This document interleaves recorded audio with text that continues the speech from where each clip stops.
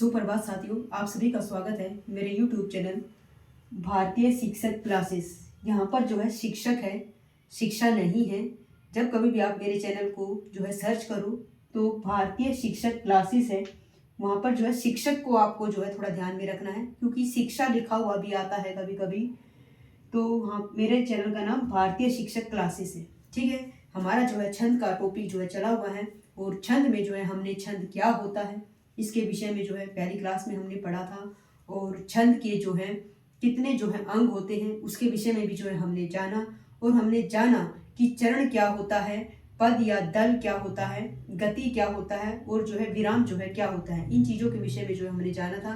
जैसे कि मैंने बताया, चरण चरण मतलब होता है पाठ, यानी किसी पंक्ति के कितने पार्ट जो है किए गए हैं, किसी दोहे के जो है कितने पार्ट किए गए हैं। यानी अगर एक पूरी लाइन है तो वो हमारा दल या पद कहलाता है।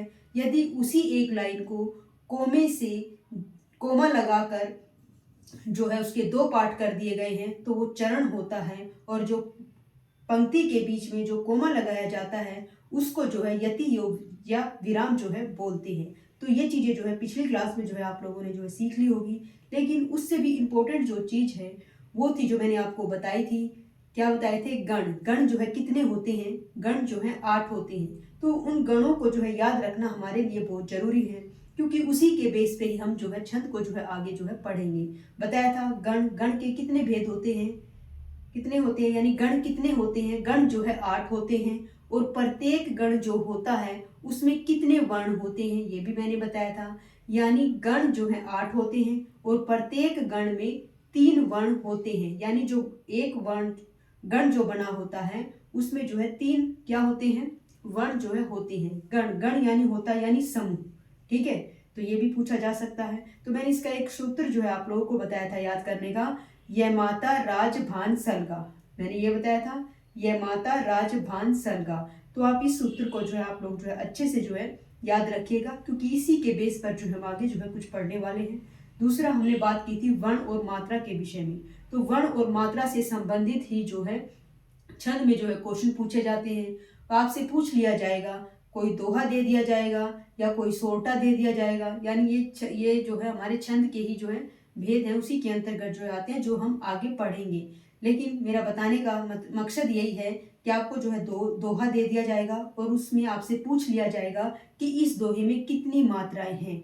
इसीलिए मात्राओं का पढ़ना और उनका ज्ञान होना जो है जरूरी है। आज हम जो है मात्राएं और जो है वर्ण के विषय में जो है पढ़ेंगे, तभी हम जो है बता पाएंगे कि इस पंक्ति में दोहा छंद है या सोरठा छंद है या रोला छंद है। हम तभी बता पाएंगे किसी छंद में कि किस प्रकार का जो है दोहा है, तब बता पाएंगे जब हमें मात्राओं का जो है ज्ञान होगा। तो आज हम जो है वर्ण और मात्रा के विषय में जो है पढ़ेंगे। चलिए देखते हैं, ये छंद की जो है मेरी तीसरी क्लास है। चलिए पढ़ते हैं वर्ण और छंद। वर्ण और छंद। वर्ण क्या होता है? एक स्वर वाली ध्वनि को वर्ण कहते हैं, चाहे वह स्वर हर्ष हो या दीर्घ हो सकता है आपको ना समझ में आए। चलिए फिर देखते हैं। एक स्वर वाली ध्वनि को वर्ण कहते हैं, चाहे वह स्वर हर्ष हो या दीर्घ स्वर हो।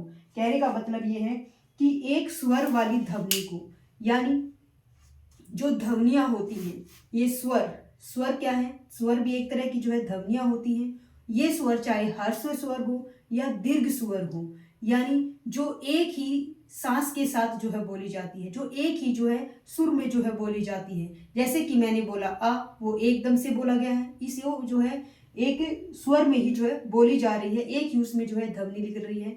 इसीलिए ये क्या ए बोला आ बोला गया, ऐसे ई उ, यानी जो एक ही स्वर में जो निकल रही हैं ये ध्वनियां हैं, जिसके क्या नहीं हो सकते? टुकड़े नहीं हो सकते। ध्वनि क्या है? ध्वनि वह छोटी से छोटी जो है ध्वनि है जिसके जो है टुकड़े नहीं किए जा सकते। वो हमारा क्या होता है? वर्ण जो होता है वर्ण, वह छोटी से छोटी ध्वनि जिसके टुकड़े नहीं किए जा सकते, जो एक ही स्वर में जो है जिसका उच्चारण जो है किया जा सके, वो हमारा जो क्या होता है? वर्ण होता है। चाहे उसमें भी ह्रस्व स्वर हो या दीर्घ स्वर हो। अब ह्रस्व स्वर कौन से होते हैं? जैसे कि हमारे हर्ष स्वर होते हैं ए ई उ, ये हमारे क्या है? हर्ष स्वर हैं। और दीर्घ स्वर कौन से हैं? आ बड़ी ई, बड़ा ऊ, ए आई, ए ओ, औ। तो ये हमारे क्या है, ये दीर्घ स्वर है। तो यानी दीर्घ स्वर और ह्रस्व स्वर ही क्या होते हैं, वर्ण होते हैं। कहने का मतलब ये है कि जो हमारे ये वर्ण होते हैं, स्वर और व्यंजन मिलकर ही क्या होते हैं, स्वर और व्यंजन हमारे क्या होते हैं, ये वर्ण ही जो है होते हैं। वर्ण के अंतर्गत ही हम जो है स्वर को भी पढ़ते हैं और व्यंजन को भी जो है पढ़ते हैं। लेकिन जिन ध्वनियों का उच्चारण एक ही सुर में हो जाए वे हमारे कौन से स्वर होते हैं, वे स्वर होते हैं हमारे, जिनका एक ही जो है उच्चारण में जो हम इनमें जो है बहुत कम जो है हमारा समय लगता है। वे ह्रस्व स्वर भी जो है हो सकते हैं, जैसे ए ई उ। और दीर्घ स्वर हमारे कौन से होते हैं, आ ई उ, जो ये बड़ा आ, बड़ा ई, बड़ा उ, ये जो होते हैं ना आई औ ओ जिसको बोलते हैं, तो वे हमारे दीर्घ जो है स्वर होते हैं। तो वर्ण और के विषय में जो है इसी में सिर्फ यही बताया गया है, एक ही स्वर ध्वनि, एक ही स्वर वाली ध्वनि को जो है वर्ण कहते हैं, चाहे वो ह्रस्व स्वर हो या वो दीर्घ स्वर हो। हर्ष स्वर बताए ए ई उ, और दीर्घ स्वर आ ई आई ओ औ। ये हमारे जो है दीर्घ और हर्ष स्वर जो है होते हैं। बात यहाँ पर आती है, एक तो इम्पोर्टेंट क्वेश्चन है कि भाई वर्ण, वर्ण को ही क्या कहा जाता है, वर्ण है, और वर्ण को ही क्या कहा जाता है, वर्ण को जो है हम क्या बोलते हैं, अक्षर जो है बोलते हैं।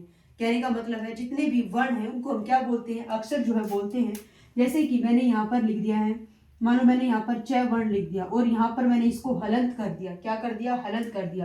तो ये हमारा जो है अक्षर नहीं है, ये हमारा अक्षर जो है नहीं है। अक्षर कौन सा होगा, अक्षर जो है स्वर सहित होगा। कौन सा होगा, स्वर सहित। कौन सा होगा बेटे, स्वर सहित। स्वर सहित व्यंजन ही हमारा जो है अक्षर होता है। अगर उस पे हम जो है क्या लगा देते हैं, हलंत कर देते हैं, तो हमारा अक्षर जो है नहीं होता। अक्षर कौन सा होता है, जो स्वर सहित होता है, ठीक है, वो हमारा क्या होगा, अक्षर होगा। तो वर्ण को भी जो है हम क्या बोलते हैं, अक्षर जो है बोलते हैं। अगर किसी व्यंजन के नीचे हमारा क्या लगा हो, हलंत लगा हो, तो वो हमारा अक्षर नहीं है, क्योंकि कोई भी व्यंजन है वो स्वर की सहायता से ही जो है उनका जो है उच्चारण होता है। ठीक है, तो यानी वर्ण को ही क्या कहते हैं, अक्षर कहते हैं। वर्ण कैसा होना चाहिए, अपने आप में पूरा होना चाहिए, यानी वो स्वर सहित होना चाहिए, उसके नीचे हलंत नहीं लगा होना चाहिए, यानी जो आधा अक्षर जिसको बोलते हैं। क्योंकि हलंत लगाने से कोई भी व्यंजन जो है आधा हो जाता है, और आधा होने का मतलब होता है कि उसमें स्वर नहीं है, वो स्वर रहित है। तो स्वर रहित व्यंजन को जो है अक्षर नहीं कहा जाता। वर्ण जो पूरा वर्ण हो, अपने आप में ही कोई हलंत ना हो और आधा व्यंजन भी ना हो, वो अपने आप में पूरा हो स्वर के साथ, तो वो हमारा क्या होता है, अक्षर जो है होता है। चलिए बात करते हैं वर्ण कितने प्रकार के होते हैं। वर्ण जो है दो प्रकार के होते हैं, ह्रस्व स्वर होता है और दीर्घ स्वर होता है। कौन सा, हर्ष स्वर और दीर्घ स्वर। हर्ष स्वर मैंने बताया कौन कौन से होते हैं, हर्ष स्वर ए ई उ और री होते हैं। क्या होते हैं, ए ई उ और री, ये जो है हमारे हर्ष स्वर होते हैं। और दीर्घ स्वर होते हैं आ ई उ ए आई ओ औ, ये हमारे जो है दीर्घ स्वर जो है होते हैं। तो हमें हर्ष स्वर को भी याद रखना है क्या होते हैं, और दीर्घ स्वर क्या होते हैं, इनको भी जो है हमें अच्छे से जो है याद रखना है, क्योंकि आगे यही चीजें जो है हमारे आगे काम आएगी। क्योंकि एक लघु होगा तो दूसरा गुरु होगा, और लघु कौन से शब्द होते हैं, उनको कौन से जो है स्वर व्यंजन होते हैं, उनको भी देखेंगे। बात करते हैं अब मात्रा की। मात्रा की क्या होती है, मात्रा का डेफिनेशन होती है स्वरों के बदले हुए रूप या उनके निश्चित चिन्ह को जो है मात्रा कहते हैं। यही समझ में आया होगा, दोबारा से पढ़िए। जो स्वर होते हैं, स्वरों के जो स्वर होते हैं, उनके बदले हुए रूप या उनके निश्चित चिन्हों को जो है मात्रा कहते हैं। आप इसको जो है ऐसे समझ सकते हैं, जैसे स्वर, आप लोगों को पता है स्वर कितने होते हैं, यश भाई स्वर कौन से होते हैं, हमारे स्वर यही तो होते हैं, ए ई उ आ ई उ, ये सारे के सारे स्वर मिलकर कितने 11 जो स्वर होते हैं, ये हमारे क्या होते हैं, स्वर जो है होते हैं। इन्हीं स्वर का जो बदला हुआ जो रूप होता है, बदला हुआ जो रूप होता है वही मात्रा जो है कहलाता है। बदला हुआ रूप, जैसे कि मैंने लिखा ए, ये लिखा ए, ठीक है, ए क्या है, हमारा स्वर है। लेकिन आपको पता है कि ए की कोई मात्रा नहीं होती, नहीं होती ना, लेकिन इस ए का भी बहुत महत्व है। इस ए को, ए जो है ना, ए एक ऐसा स्वर है जो छिपा हुआ स्वर होता है, जो आसानी से दिखता नहीं है, इसीलिए इसको पहचान करना जो है बहुत मुश्किल हो जाता है। क्यों हो जाता है, क्योंकि ए की कोई मात्रा भी नहीं होती, जिससे कि इसको पहचाना जा सके। बस इसका यही है कि भाई जितने भी हम शब्दों का उच्चारण करते हैं या जितने भी हम वर्ण या व्यंजनों का उच्चारण करते हैं, जितने भी व्यंजनों का उच्चारण करते हैं, उनमें जो ए होता है वो छिपा हुआ होता है। आप कोई सा भी जो है व्यंजन आप बोलकर देख लीजिए, आप ख बोल के देख लीजिए। जैसे हम ख बोलते हैं और पीछे से एक ए जो स्वर है उसका जो है विस्तार होता हुआ दिखाई सुनाई देता है। हमने बोल के देखो ख, ऐसे ही बोल के देखो ग, एक अ की जो है साउंड आती है, पीछे ध्वनि आती है, उसका विस्तार होता है, वो अ होता है। और ये अ सब में होता है, बिल्कुल ये छिपा हुआ होता है, ठीक है, क्योंकि इसकी कोई मात्रा नहीं होती। चलिए ठीक है, बाकी दूसरा दूसरा आ भी क्या है? आ भी हमारा स्वर है, लेकिन हमें इसमें मात्रा का जो है ज्ञान हो रहा है। ए आ हमें सुनाई दे रहा है, यानी आ की मात्रा। अब ए की तो कोई मात्रा होती नहीं है, लेकिन आ की मात्रा तो होती है। और आ की मात्रा क्या होती है? कैसे लगाते हैं आ की मात्रा? ऐसे लगाते हैं, ठीक है, ऐसे लगाते हैं ना। आ की मात्रा हम कैसे लगाते हैं? ऐसे लगाते हैं। तो यही चीज बताना चाह रहा है कि स्वर के बदले हुए रूप, यानी स्वर ये है और बदला हुआ रूप कौन सा है? ये है, ठीक है। स्वर ये है और इस स्वर का बदला हुआ रूप जो है ये है। तो इसी को ही जो है हम मात्रा कहते हैं। मात्रा सबकी होती है, बस जो ए होता है, ए ऐसे अनार, ए की कोई मात्रा नहीं होती। ये हर व्यंजन में जो है छिपा हुआ होता है। बाकी जितने भी स्वर बच जाते हैं उनकी सबकी जो है मात्राएं होती है। इन्हीं स्वर के बदले हुए रूप को हम जो है मात्रा कहते हैं। ये स्वर है और स्वर का बदला हुआ रूप क्या है? ये मात्रा है, ठीक है। यही है मात्रा, इसी को ही मात्रा कहते हैं। क्योंकि आप बताइए, ये बताइए कि जो मात्रा है, क्या स्वर के ऊपर मात्रा लगती है?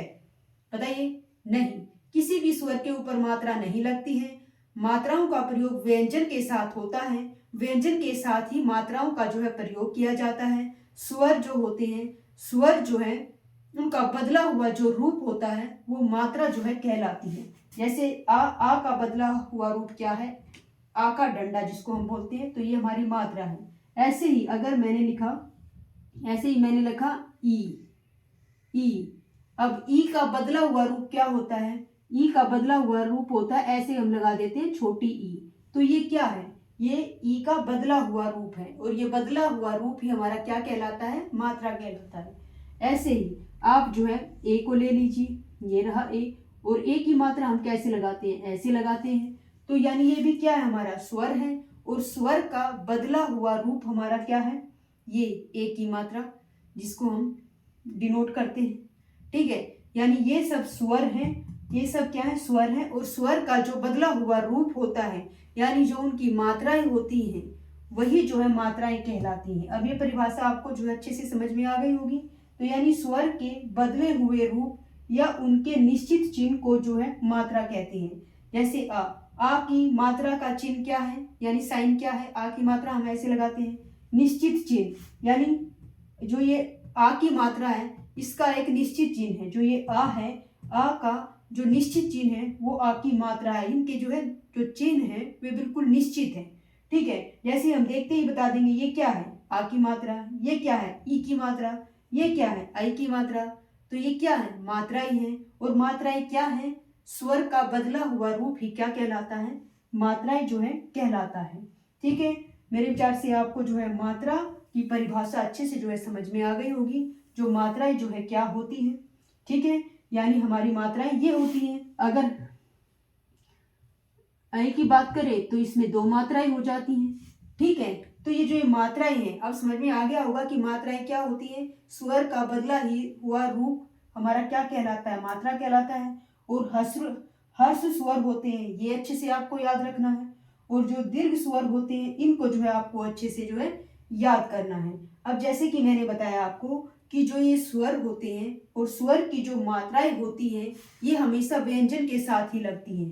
देखिए कैसे, ये मैंने लिखा का, क्या लिखा? का लिखा है मैंने।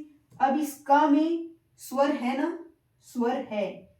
आप उच्चारण करके देखिएगा, ए इसमें छिपा हुआ स्वर है। ए हमेशा हर व्यंजन में छिपा हुआ होता है। जब आप उसका उच्चारण करते हैं तब वो ध्वनि जो है सुनाई देती है। क एक एक पीछे ए का विस्तार हो रहा है, ठीक है। ऐसे ही इसी का ही मैंने आ की मात्रा लगा दी, कै आ, ये आ की मात्रा लग गई तो ये बन गया हमारा का। ठीक है, अब पता चला। ऐसे ही अगर कै है और कै में मैं ई की मात्रा लगा दूं तो क्या बन जाएगा की। तो कहने का मतलब ये है कि जो स्वर है और स्वर की जो मात्राएं होती है वो व्यंजनों पर लगती है। ठीक है, कभी क्वेश्चन में अगर आ जाए कि स्वर की मात्रा क्या स्वर पर लगती है, नहीं, स्वर का बदला हुआ रूप मात्रा होती है और मात्राओं का जो प्रयोग होता है वो हमारा व्यंजनों पर होता है। यहाँ पर जैसे मैंने एग्जाम्पल में बताया, यहाँ पर मात्रा, यहाँ पर ए की मात्रा है और यहाँ पर किसकी मात्रा है, आ की मात्रा है और यहाँ पर किसकी मात्रा है, ई की मात्रा है। तो व्यंजन, तो व्यंजन क्या हुए, व्यंजन वे हुए जो स्वर की सहायता से जो है बोले जाते हैं। तो ये स्वर ही तो है, ये आ, कै आ क्या है, स्वर है, कै ई क्या है, स्वर ही है। ठीक है, तो आपको पता चल गया होगा कि मात्रा क्या होती है और वर्ण क्या होते हैं। वर्ण क्या होते हैं, स्वर प्लस व्यंजन ही हमारे जो है क्या होते हैं, वर्ण होते हैं। तो आपको जो है याद रखना, एक हर्ष स्वर होता है, एक दीर्घ स्वर होता है। ठीक है, तो हर्ष स्वर हमारा ए ई उ री होता है और दीर्घ स्वर हमारा आ ई उ ए आई ओ और औ होता है।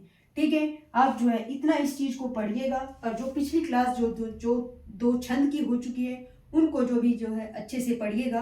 अब नेक्स्ट क्लास में हम जो है मात्राओं को देखेंगे, मात्राओं और वर्ण की जो है गणना करेंगे कि भाई किस शब्द में कैसे जो है मात्राओं का प्रयोग किया जाता है।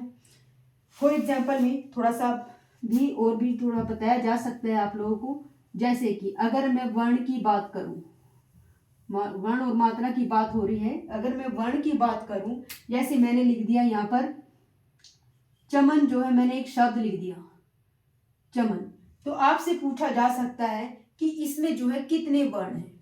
क्या पूछा जा सकता है, इसमें पूछा जा सकता है इसमें कितने वर्ण हैं। तो आप गिन के बता सकते हो कितने वर्ण हैं, 1 2 3, कितने वर्ण हैं, 3 वर्ण हैं। कितने वर्ण हैं, 3,